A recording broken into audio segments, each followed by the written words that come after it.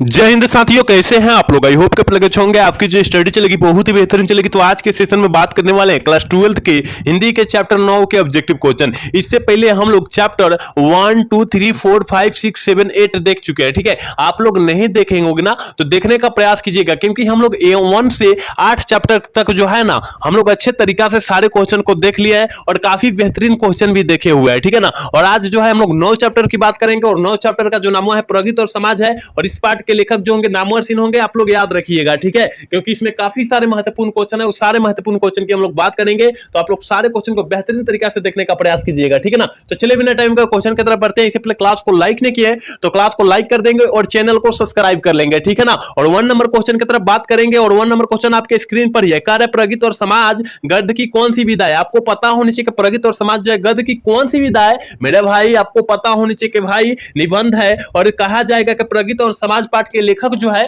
कौन है, तो याद रखिएगा नामवर सिंह है। ये भी साथ में आप लोग याद रखिएगा। ठीक है, चलिए अगला क्वेश्चन यानी 2 नंबर क्वेश्चन आपके स्क्रीन पर है। कह रहा है ना, प्रगति और समाज किस प्रकार का निबंध है। प्रगति और समाज जो है किस प्रकार का निबंध माना जाता है, यानी प्रगति और समाज जो है पाठ के लेखक जो है नामवर सिंह होंगे, और पूछा जा रहा है यह किस प्रकार का निबंध माना जाता है, तो याद रखिएगा आलोचनात्मक जो मानेगा ना, बिल्कुल सही होगा, याद रखिएगा। ठीक है, चलिए अगला क्वेश्चन यानी 3 नंबर क्वेश्चन क्या कर रहा है। नामवर सिंह का जन्म कब हुआ था। नामवर सिंह का जो जन्म हुआ था मेरे भाई कब हुआ था, आपको पता होना चाहिए कि नामवर सिंह का जो जन्म हुआ था 28 जुलाई 1927 ईस्वी। जो बच्चा ठीक करा बिल्कुल सही होगा, याद रखिएगा। ठीक है, चलिए अगला क्वेश्चन यानी 4 नंबर क्वेश्चन क्या कर रहा है। प्रगति और समाज के लेखक का क्या नाम है, जल्दी से बतला दीजिए, क्योंकि हम लोग शुरू में ही बतला दिए, क्लास स्टार्ट करने से ही पहले बतला दिए कि प्रगति और समाज पाठ के लेखक जो है नामवर सिंह होंगे। आपको पता होनी चाहिए, आप लोग थोड़ा सा वहां मेरे बात को गौर किए होंगे तो यहाँ आंख मूंद कर मार देंगे। ठीक है, ऑप्शन 4 का ऑप्शन क्या हो जाएगा, सी हो जाएगा, याद रखिएगा। अगला क्वेश्चन यानी 5 नंबर क्वेश्चन क्या कर रहा है। प्रगति किसे कहा जाता है। हम लोग प्रगति और समाज कर रहे हैं, उसमें से प्रगति जो है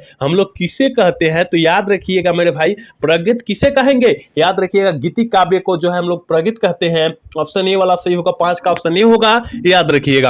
अगला क्वेश्चन यानी 6 नंबर क्वेश्चन कर रहा है। आलोचनात्मक पत्रिका का संपादक किसने किया। आलोचना पत्रिका का संपादन जो है वो किसके द्वारा किया गया या किसने किया था, याद रखिएगा नामवर सिंह किए थे। कौन किए थे, नामवर सिंह किए थे। ऑप्शन जो हो जाएगा 6 का ऑप्शन बी हो जाएगा, सॉरी ए हो जाएगा, याद रखिएगा। ठीक है, चलिए अगला क्वेश्चन यानी 7 नंबर क्वेश्चन आपके स्क्रीन पर मौजूद है। देखिए कह क्या रहा है, कह रहा है नामवर सिंह को किस पुस्तक पर साहित्य अकादमी पुरस्कार जो है मिला था या दिया गया था। कौन से जो है साहित्य अकादमी पुरस्कार पर दिया गया था, तो याद रखिएगा मेरे भाई जो बच्चा ऑप्शन 7 का बीटी करे बिल्कुल सही होगा, क्योंकि कविता के नए प्रतिमान पर जो है नामवर सिंह को साहित्य अकादमी पुरस्कार मिला था। आपको पता होनी चाहिए। ठीक है, तो सारे क्वेश्चन को बेहतरीन तरीका से देखेंगे और एक भी क्वेश्चन को छोड़ने का प्रयास नहीं करेंगे, क्योंकि जितना हम लोग आज के क्लास में क्वेश्चन करा रहे हैं ना, बहुत खास क्वेश्चन करा रहे हैं। ठीक है, चलिए 8 नंबर क्वेश्चन करेंगे। राम शक्ति पूजा के कवि का क्या नाम है। राम शक्ति पूजा के कवि का नाम पूछा जा रहा है, ये आपको पता होनी चाहिए मेरे भाई कि राम शक्ति पूजा के कवि का जो नाम हुआ है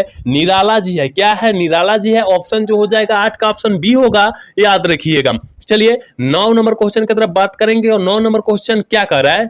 प्रलय की छाया के कवि का क्या नाम है, जल्दी से बतला दीजिए कि प्रलय की छाया के कवि का जो नाम है वो क्या है। आपको पता होनी चाहिए मेरे भाई, याद रखिएगा प्रसाद है। क्या है, प्रसाद है। प्रलय की छाया के कवि का जो नाम है प्रसाद है। आप लोग सारे याद रखिएगा, याद रखिएगा। अगर प्रसाद कहेगा तो क्या मारिएगा, जयशंकर प्रसाद मारिएगा। ठीक है, केवल मंदिर वाला प्रसाद और सरस्वती पूजा में का प्रसाद न मार दीजिएगा। ठीक है, चलिए अगला क्वेश्चन यानी 10 नंबर क्वेश्चन कर रहे हैं ना, काम्यानी किसकी रचना है। काम्यानी जो है किस लेखक की रचना है, यही पूछा जा रहा है। जल्दी से जो है 10 का ऑप्शन बतला दीजिए मेरे भाई क्या होगा। तो आपको पता होनी चाहिए ना कि काम्यानी जो है जयशंकर प्रसाद जी की रचना है। ऑप्शन जो हो जाएगा ये हो जाएगा। और देखिए केवल प्रसाद जी दिया है, तो आप लोग मंदिर का प्रसाद न मानिएगा, नहीं तो यहाँ गलत हो जाएगा, क्योंकि यहाँ जयशंकर प्रसाद की बात किया गया है। चलिए अगला क्वेश्चन की तरफ बात करेंगे। रामचंद्र शुक्ल के काव्य सिद्धांत के आदर्श क्या है, जल्दी से बतला दीजिए कि आदर्श जो है क्या थे, तो याद रखिएगा प्रबंध काव्य थे। क्या हो जाएगा,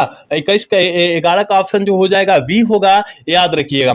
अगला क्वेश्चन यानी 12 नंबर क्वेश्चन आपके स्क्रीन पर मौजूद है। करें कि विनय पत्रिका के रचनाकार का क्या नाम है। विनय पत्रिका के रचनाकार का जो नामवा है वह क्या है मेरे भाई, तो याद रखिएगा विनय पत्रिका के नामवा जो है याद रखिएगा तुलसीदास है। 12 का ऑप्शन जो बच्चा सीटी करा बिल्कुल सही होगा, याद रखिएगा।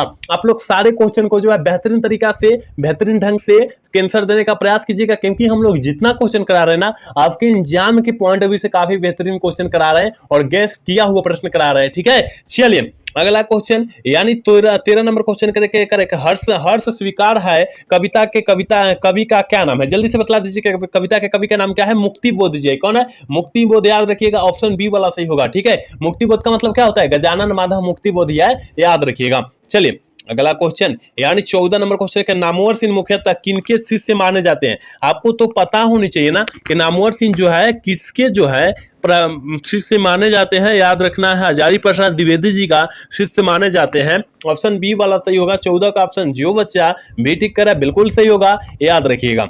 अगला क्वेश्चन, यानी 15 नंबर क्वेश्चन आपके स्क्रीन पर मौजूद है। कह रहा है कि नामवर सिंह को शमशेर की कौन सी कविता याद आने लगी है? नामवर सिंह को, शमशेर बहादुर सिंह को जो है कौन सी कविता जो है याद बार बार याद आती है? तो याद रखिएगा 1941 ईस्वी में जो लिखी गई कविता ना, वो जो है नामवर सिंह को बहुत ज्यादा याद आती है, याद रखिएगा।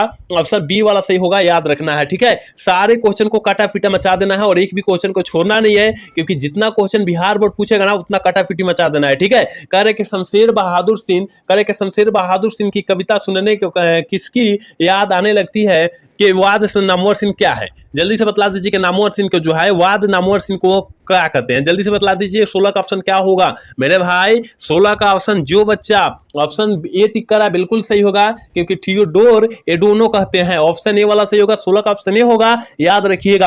आप लोग सारे क्वेश्चन को बेहतरीन तरीका से याद रखिएगा। चलिए अगला क्वेश्चन क्या कर रहा है?